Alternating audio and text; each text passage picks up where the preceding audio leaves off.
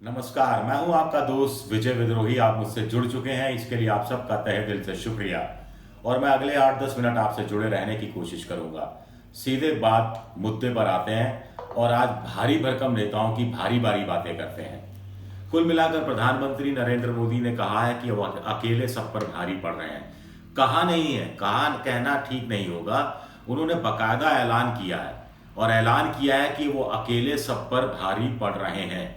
ये बात वो क्या सिर्फ विपक्ष के लिए कह रहे हैं या साथ साथ उस गोदी मीडिया के लिए भी कह रहे हैं जिसने फालतू की बेवजह की बहस चला रखी है कि कौन पड़ा किस पर भारी, राहुल गांधी बनाम नरेंद्र मोदी। तो नरेंद्र मोदी को पसंद नहीं है उनकी तुलना किसी से भी की जाए भारी पन के हिसाब से।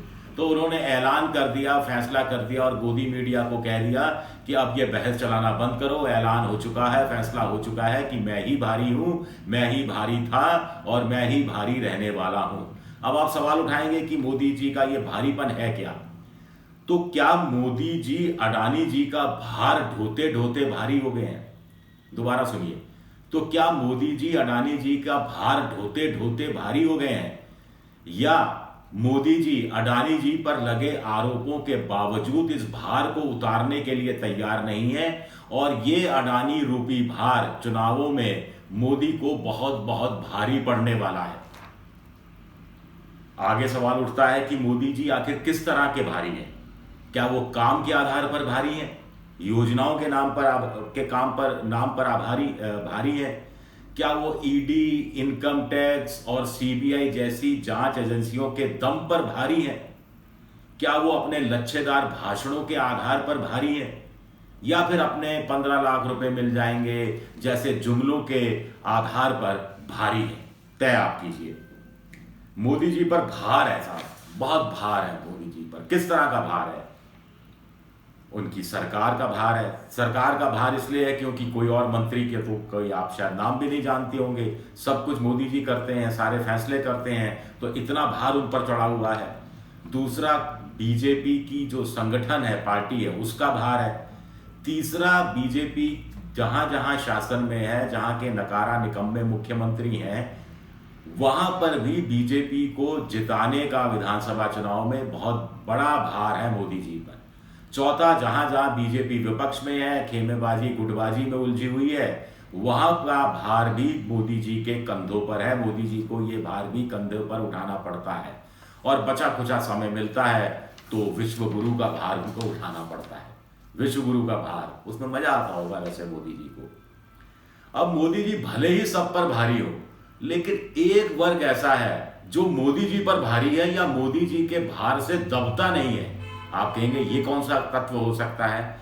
तो ये है बयानवीर, ये है साध्वी प्रज्ञा जैसे बयानवीर, ये हैं दूसरे और साधु संतों, इवन बाबा रामदेव जैसे बयानवीर, जो आए बाएं दाएं, नरोत्तम मिश्रा मध्य प्रदेश के गृह मंत्री जैसे बयानवीर, आए बाएं दाएं शाएं कुछ भी बोलकर मोदी जी का भार बढ़ाते रहते हैं और मोदी जी का भार इन पर चल नहीं पाता है। ये मोदी जी के भार के नीचे दबते नहीं है।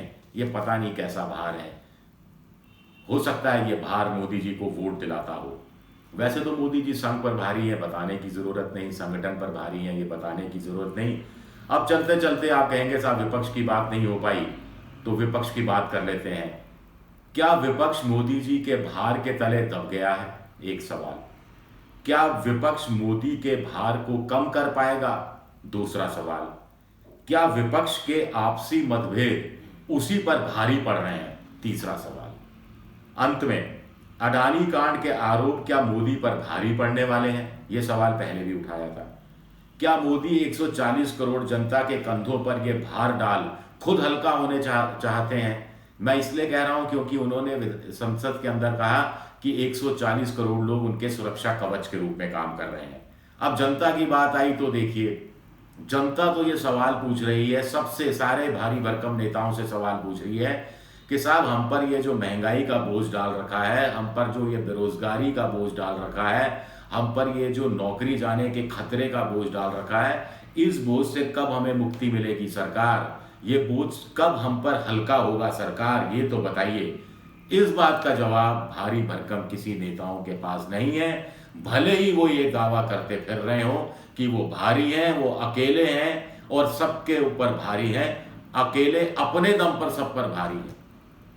शुक्रिया मेरा ये वीडियो देखने के लिए। अगर मेरा वीडियो पसंद आए तो सब्सक्राइब कीजिए, शेयर कीजिए, और ये जो घंटी जैसी आकृति है बेल आइकन, इसे दबा दीजिए ताकि नया वीडियो आए तो आपको तत्काल इसकी जानकारी हो जाए। @विद्रोही7 मेरा ट्विटर हैंडल है और फेसबुक पर मेरा पेज है विजय विद्रोही पेज। आपके सुझाव का मुझे इंतजार रहेगा। शुक्रिया।